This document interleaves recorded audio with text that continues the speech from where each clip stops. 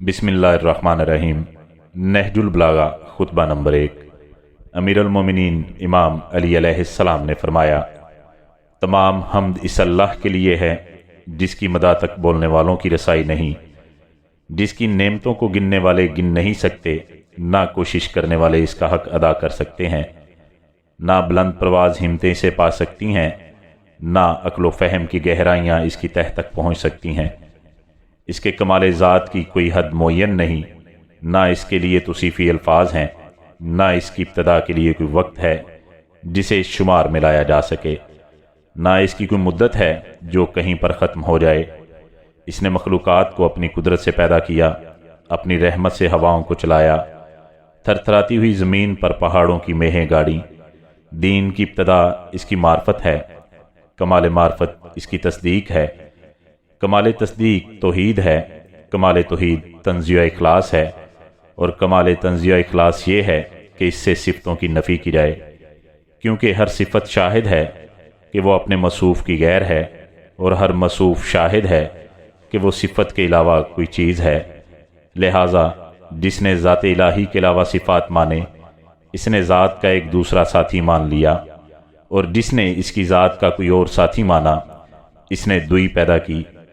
जिसने दुई पैदा की, इसने इसके लिए जुज़ बना डाला, और जो इसके लिए अज्ज़ा का कायल हुआ वो इससे बेखबर रहा, और जो इससे बेखबर रहा इसने इसे काबिल इशारा समझ लिया, और जिसने इसे काबिल इशारा समझ लिया इसने इसकी हद बंदी कर दी, और जो इसे महदूद समझा वो इसे दूसरी चीज़ों ही की कतार में ले आया। जिसने ये कहा वो किस चीज़ में है, इसने इसे किसी शय के ज़िमन में फ़र्ज कर लिया, और जिसने ये कहा कि वो किस चीज़ पर है, इसने और जगहें इससे खाली समझ लीं। वो है, हुआ नहीं, मौजूद है, अदम से वजूद में नहीं आया। वो हर शय के साथ है, ना जिस्मानी इत्तिसाल की तरह। वो हर चीज़ से अलहदा है, ना जिस्मानी दूरी के तौर पर। वो फ़ाइल है, लेकिन हरकत व औलाद का मोहताज नहीं। वो इस वक्त भी देखने वाला था जबकि मखलूक़ात में कोई चीज़ दिखाई देने वाली ना थी। वो यगाना है इसलिए कि इसका कोई साथी ही नहीं कि जिससे वो मानूस होकर उसे खोकर परेशान हो जाए।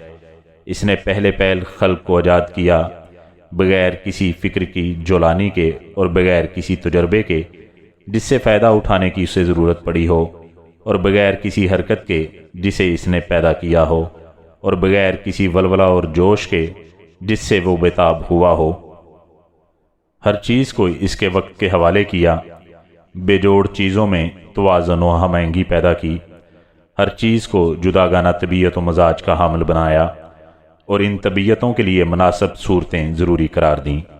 वो इन चीज़ों को इनके वजूद में आने से पहले से जानता था, इनकी हद व नहायत पर हाथा किए हुए था, और इनके नफूस व अज़ा को पहचानता था।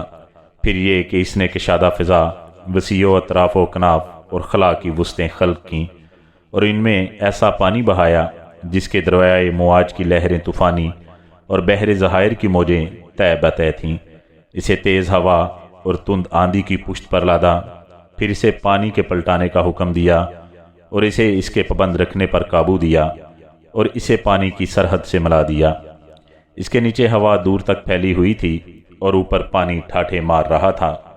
फिर अल्लाह सुब्हानहू व तआला ने इस पानी के अंदर एक हवा खल्क की जिसका चलना बांझ बेसमर था, और इसे इसके मरकज़ पर करार रखा। इसके झोंके तेज़ कर दिए और इसके चलने की जगह दूर दराज तक फैला दी। फिर इस हवा को ममूर किया कि वो पानी के मशकीज़े को थपेड़े दे और बहरे बेकरा की मौजों को उछाले। इस हवा ने पानी को यूं मीत दिया जिस तरह दही के मशकीज़े को मीथा जाता है, और इसे धकेलती हुई तेज़ी से चली जिस तरह खाली फ़िज़ा में चलती है, और पानी के इब्तदाई हिस्से को आखिरी हिस्से पर और ठहरे हुए को चलते हुए पानी पर पलटाने लगी, यहाँ तक कि इस मुतलातम पानी की सतह बुलंद हो गई और वह तय बतय पानी झाग देने लगा। अल्लाह ने वो झाग खुली हुई और कशादा फ़ज़ा की तरफ उठाई, और इससे सातों आसमान पैदा किए। नीचे वाले आसमान को रुकी हुई मौज की तरह बनाया, और ऊपर वाले आसमान को महफूज छत और बुलंद इमारत की सूरत में इस तरह कायम किया कि ना सतूनों के सहारे की हाजत थी, ना बंधनों से जोड़ने की ज़रूरत। फिर इनको सितारों की सजधज और रोशन तारों की चमक धमक से आरास्ता किया और इनमें जू पाश चिराग और जगमगाता चांद रवां किया, जो घूमने वाले फलक, चलती फिरती छत और जुम्बश खाने वाली लो है। फिर खुदावंद आलम ने बुलंद आसमानों के दरमियान शगाफ पैदा किए और इनकी वुस्तों को तरह तरह के फरिश्तों से भर दिया। कुछ इनमें सरबसजूद हैं जो रुकू नहीं करते, कुछ रुकू में हैं जो सीधे नहीं होते, कुछ सफ़े बांधे हुए हैं जो अपनी जगह नहीं छोड़ते, और कुछ पकीज़गी बयान कर रहे हैं जो उकताते नहीं। ना इनकी आंखों में नींद आती है, ना इनकी अक्लों में भूल चूक पैदा होती है, ना इनके बदनों में सुस्ती व काहली आती है, ना इन पर नस्यान की गफलत तारी होती है। इनमें कुछ तो वही इलाही के अमीन इसके रसूलों की तरफ पैगाम रसानी के लिए ज़बान हक और इसके कती फैसलों और फरमानों को लेकर आने जाने वाले हैं। कुछ इसके बंदों के निगहबान और जन्नत के दरवाज़ों के पासबान हैं। कुछ वो हैं जिनके कदम ज़मीन की तह में जमे हुए हैं और इनके पहलू अतराफ़ आलम से आगे बढ़ गए हैं। इनके शाने अर्श के पायों से मेल खाते हैं। अर्श के सामने इनकी आंखें झुकी हुई हैं और इसके नीचे अपने परों में लिपटे हुए हैं, और इनमें और दूसरी मखलूक में इज्जत के हजाब और कुदरत के सिराब पर्दे हायल हैं। वो शक्लो सूरत के साथ अपने रब का तसव्वुर नहीं करते, ना इस पर मखलूक की सिफ़तें तारी करते हैं, ना इसे महलो मकान में घिरा हुआ समझते हैं, ना अशबा व नज़ायर से इसकी तरफ इशारा करते हैं। इसी खुतबे का एक हिस्सा हज़रत आदम अलैहिस्सलाम की तख्लीक के बारे में। फिर अल्लाह ने सख्त व नरम और शीरी शोराजार ज़मीन से मट्टी जमा की, इसे पानी से इतना भिगोया कि वो साफ़ होकर निथर गई, और तरी से इतना गूंधा कि इसमें लेस पैदा हो गया। इससे एक ऐसी सूरत बनाई जिसमें मोड़ हैं और जोड़, अज़ां हैं और मुख्तलिफ हिस्से। इसे यहाँ तक सुखाया कि वो खुद थम सकी, और इतना सख्त किया कि वो खनखनाने लगी। एक वक्त मुअय्यन और मुद्दत मालूम तक इसे यूं ही रहने दिया। फिर इसमें रूह फूंकी तो वो ऐसे इंसान की सूरत में खड़ी हो गई जो क़वाए ज़हनी को हरकत देने वाला, फ़िक्री हरकत से तसरफ़ करने वाला, अज़ा व जवाहिर से खिदमत लेने वाला और हाथ पैरों को चलाने वाला है, और ऐसी शनाख्त का मालिक है जिससे हक़ व बातिल में तमीज़ करता है, और मुख्तलिफ मज़ों, बुओं, रंगों और जिनसों में फ़र्क करता है।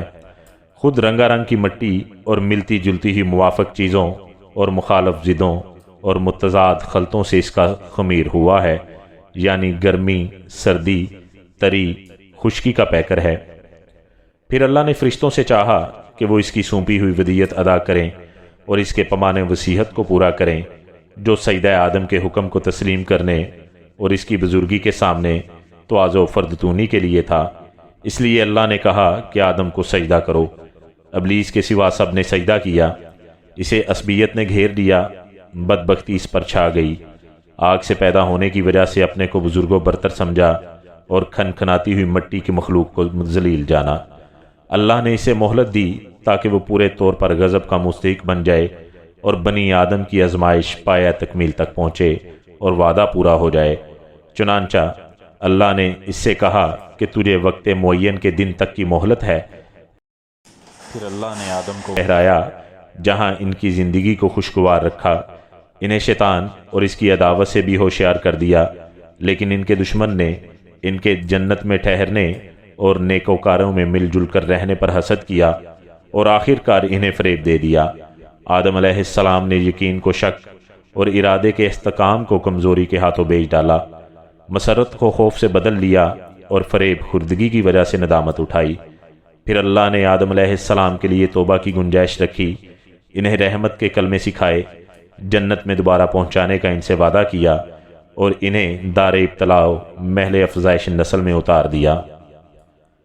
अल्लाह सुब्हाना व तआला ने इनकी औलाद से अंबिया चुने, वही पर इनसे अहद व पमान लिया, तबलीग रसालत का इन्हें अमीन बनाया, जबकि अक्सर लोगों ने अल्लाह का अहद बदल दिया था। चुनांचा वो इसके हक़ से बेखबर हो गए, औरों को इसका शरीक बना डाला। शयातीन ने इसकी मार्फत से इन्हें रूगर्दां और इसकी इबादत से अलग कर दिया। अल्लाह ने इनमें अपने रसूलों को मबूस किया और लगातार अंबिया भेजे ताकि इनसे फितरत के अहद व पमान पूरे कराएं, इसकी भूली हुई नेमतें याद दिलाएं, پیغام ربانی پہنچا کر حجت تمام کریں، عقل کے دفینوں کو ابھاریں اور انہیں قدرت کی نشانیاں دکھائیں۔ یہ سروں پر بلند و بام آسمان، ان کے نیچے بچھا ہوا فرش زمین، زندہ رکھنے والا سامان معیشت، فنا کرنے والی اجلیں، بوڑھا کر دینے والی بیماریاں اور پے در پے آنے والے حادثے۔ اللہ سبحانہ و تعالیٰ نے اپنی مخلوق کو بغیر کسی فرستادہ پیغمبر یا آسمانی کتاب یا دلیل قطعی یا طریق روشن کے بغیر کبھی یوں ہی نہیں چھوڑا۔ ایسے رسول جنہیں تعداد کی کمی اور جھٹلانے والوں کی کثرت درماند و عاجزہ نہیں کرتی تھی، ان میں کوئی سابق تھا جس نے بعد میں آنے والے کا نام و نشان بتایا، کوئی بعد میں آیا جسے پہلے والا پہچنوا چکا تھا۔ اسی طرح مدتیں گزر گئیں، زمانے بیت گئے، باپ داداؤں کی جگہ پر ان کی اولادیں بس گئیں، یہاں تک کہ اللہ تعالیٰ نے افائے عہد و اتمام نبوت کے لیے محمد صلی اللہ علیہ وآلہ وسلم کو بھیجا، جن کے متعلق نبیوں سے عہد و پیمان لیا جا چکا تھا، جن کے علامات ظہور مشہور، محل ولادت مبارک کو مسعود تھا۔ اس وقت زمین پر بسنے والوں کے مسلک جدا جدا، خواہشیں متفرق و پراگندہ اور راہیں الگ الگ تھیں، یوں کہ کچھ اللہ کو مخلوق سے تشبیہ دیتے، کچھ اس کے ناموں کو بگاڑ دیتے، کچھ اسے چھوڑ کر اوروں کی طرف اشارہ کرتے تھے۔ خداوند عالم نے آپ صلی اللہ علیہ وآلہ وسلم کی وجہ سے انہیں گمراہی سے ہدایت کی راہ پر لگایا اور آپ صلی اللہ علیہ وآلہ وسلم کے وجود سے انہیں جہالت سے چھڑایا۔ پھر اللہ تعالیٰ نے محمد صلی اللہ علیہ وآلہ وسلم کو اپنے لقاء و کرب کے لیے چنا، اپنے خاص انعامات آپ صلی اللہ علیہ وآلہ وسلم کے لیے پسند فرمائے اور دار دنیا کی بد و باش سے آپ کو بلند تر سمجھا اور زحمتوں سے گھری ہوئی جگہ سے آپ کے رخ کو موڑا اور دنیا سے باعزت آپ صلی اللہ علیہ وآلہ وسلم کو اٹھا لیا۔ حضرت تم میں اسی طرح کی چیز چھوڑ گئے جو انبیاء اپنی امتوں میں چھوڑتے چلے آئے تھے، اس لیے کہ وہ طریقے واضح اور نشان محکم قائم کیے بغیر یوں ہی بے قید و بند انہیں نہیں چھوڑتے تھے۔ آپ صلی اللہ علیہ وآلہ وسلم نے تمہارے پروردگار کی کتاب تم میں چھوڑی ہے، اس حالت میں کہ انہوں نے کتاب کے حلال و حرام، واجبات، مستحبات، ناسخ منسوخ، رخص و عزائم، خاص و عام، امر و امثال، مقید، مطلق، محکم، متشابہ کو واضح طور سے بیان کر دیا، مجمل آیتوں کی تفسیر کر دی، اس کی گتھلیوں کو سلجھا دیا۔ اس میں کچھ آیتیں وہ ہیں جن کے جاننے کی پابندی عائد کی گئی ہے، اور کچھ وہ ہیں کہ اگر اس کے بندے ان سے ناواقف رہیں تو مذائقہ نہیں۔ کچھ احکام ایسے ہیں جن کا وجوب کتاب سے ثابت ہے اور حدیث سے ان کے منسوخ ہونے کا پتہ چلتا ہے، اور کچھ احکام ایسے ہیں جن پر عمل کرنا حدیث کی روح سے واجب ہے لیکن کتاب میں ان کے ترک کی اجازت ہے۔ اس کتاب میں بعض واجبات ایسے ہیں جن کا وجوب وقت سے وابستہ ہے اور زمانہ آئندہ میں ان کا وجوب برطرف ہو جاتا ہے۔ قرآن کے محرمات میں بھی تفریق ہے، کچھ کبیرہ ہیں جن کے لیے آتش جہنم کی دھمکیاں ہیں، اور کچھ صغیرہ ہیں جن کے لیے مغفرت کے توقعات پیدا کیے ہیں۔ کچھ اعمال ایسے ہیں جن کا تھوڑا حصہ بھی مقبول ہے اور زیادہ سے زیادہ اضافے کی گنجائش رکھی ہے۔ اسی خطبے میں حج کے سلسلے میں فرمایا، اللہ نے اپنے گھر کا حج تم پر واجب کیا ہے، جسے لوگوں کا قبلہ بنایا، جہاں لوگ اس طرح کھنچ کر آتے ہیں جس طرح پیاسے حیوان پانی کی طرف، اور اس طرح رفتارگی سے بڑھتے ہیں جس طرح کبوتر اپنے آشیانوں کی جانب۔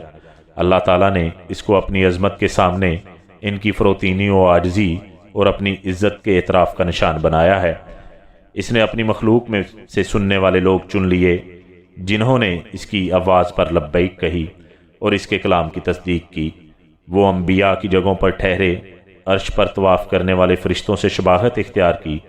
وہ اپنی عبادت کی تجارت گاہوں میں منفتوں کو سمیٹتے ہیں اور اس کی وعدہ گائے مغفرت کی طرف بڑھتے ہیں۔ اللہ تعالیٰ نے اس گھر کو اسلام کا نشان، پناہ چاہنے والوں کے لیے حرم بنایا ہے، اس کا حج فرض اور ادائیگی حق کو واجب کیا ہے، اور اس کی طرف راہ نور دی فرض کر دی۔